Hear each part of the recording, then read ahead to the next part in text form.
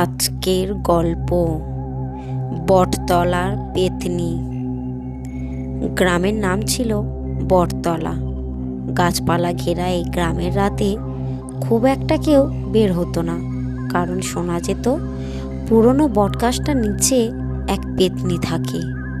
রাত হলেই তার চুল এলোমেলো হয়ে বাতাসে ওড়ে, লাল জলজলে চোখ নিয়ে সে তাকিয়ে থাকে পথিকদের দিকে।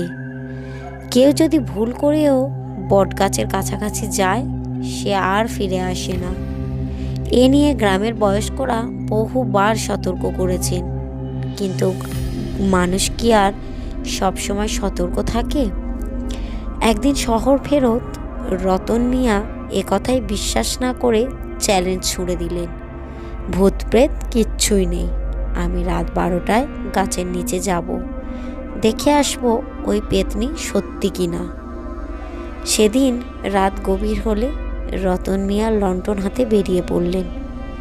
গ্রামবাসীরা ঘরের জানলা দরজা আটকে রেখেছিলেন, কেবল জানলার ফাঁক দিয়ে কিছু লোক উঁকি দিচ্ছিল যদি কোনো অদ্ভুত কিছু ঘটে। রতন মিয়া বটগাছের কাছে পৌঁছে হাসতে হাসতে বললেন, এই যে পেতনি, কোথায় তুই, চলে আয়। কিন্তু হঠাৎ বাতাস ভারী হয়ে উঠল, চারপাশের পাতা একসাথে কাঁপতে লাগলো। রতন মিয়ার গলা শুকিয়ে গেল, ঠান্ডা ঘাম জমতে লাগলো কপালে। তারপরেই পেছন থেকে একটা ঠান্ডা নিঃশ্বাস অনুভব করলেন। ধীরে ধীরে ঘুরে দাঁড়াতেই দেখলেন একজন লম্বা কঙ্কালসার মহিলা দাঁড়িয়ে আছে। তার লম্বা কালো চুল মাটিতে পড়েছে, চোখে জ্বলছে আগুনের মতো। রতন মিয়া দৌড়ে পালাতে চাইলেন, কিন্তু পা জমে গেল মাটিতে। পেতনি খিলখিল করে হাসল, আর তার হাড় গিলে হাতটা বাড়িয়ে দিল রতনের দিকে।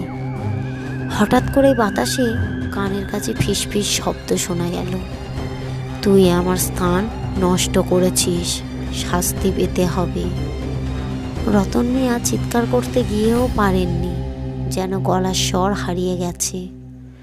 তার সামনে ধোঁয়ার মতো কিছু একটা ঘনীভূত হতে লাগলো, আর সেই পেতনির দেহ ধীরে ধীরে আরো ভয়ঙ্কর হয়ে উঠল। তার গা থেকে পোড়া মাংসের গন্ধ আসছিল, আর চোখের ভেতরে গর্ত যেন দপদপ করছিল। পরদিন সকালে গ্রামের লোকেরা বটগাছের নিচে শুধু রতন মিয়ার জুতো আর ছেঁড়া গামছাটা পেল, আর কিছুই নেই। এরপর থেকে আর বটগাছের কাছে যেতে কেউ সাহস পায়নি, কারণ রাত হলেই সেখানে কেউ একজন কেঁদে ওঠে আর ফিসফিস করে বলে, আমি রতন, আমাকে বাঁচাও। গল্পটি কেমন লাগলো কমেন্ট করবেন এবং একটা লাইক করবেন। আরও এইরকমই নতুন নতুন ভূতের গল্প শুনতে চ্যানেলটিকে সাবস্ক্রাইব করবেন।